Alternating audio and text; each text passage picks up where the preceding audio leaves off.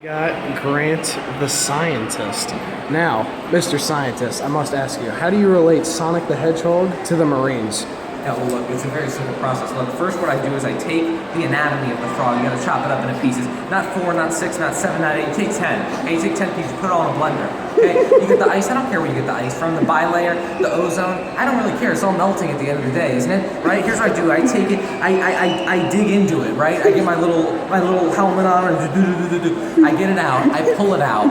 Okay, I pull it out and I take it and I observe it under a microscope and I say, okay, so let me think about the bilayer. So the mass is moving, but the astrophysics don't add up because the micro layer is still not there, and you have a lipid bilayer. So what do you do then? Do you penetrate the membrane? You can't do that. So what you have to do is you have to take it and magnify it to the 10th power, negative 10th power. Thank you.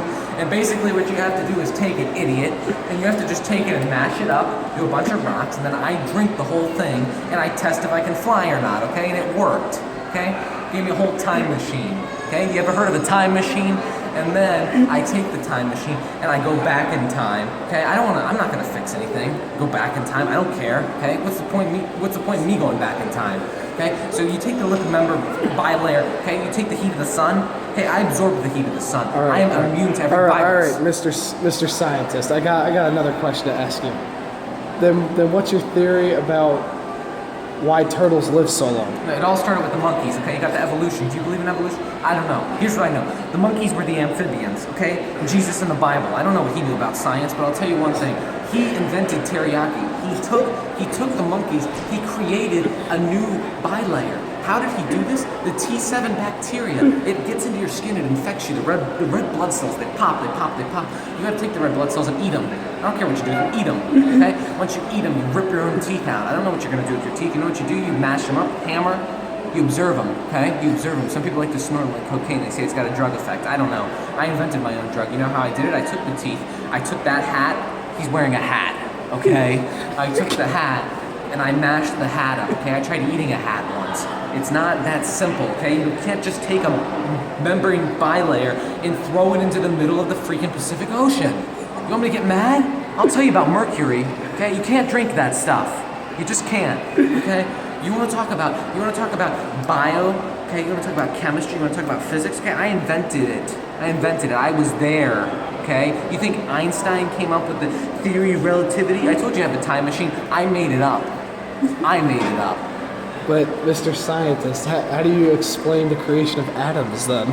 Creation of atoms is very simple. Remember, I go back to the phospholipid bilayer membrane thing. Okay, you take the membrane. Okay, all the elements on the periodic table. You got to take them, throw them into the machine. Okay, the machine grinds them up.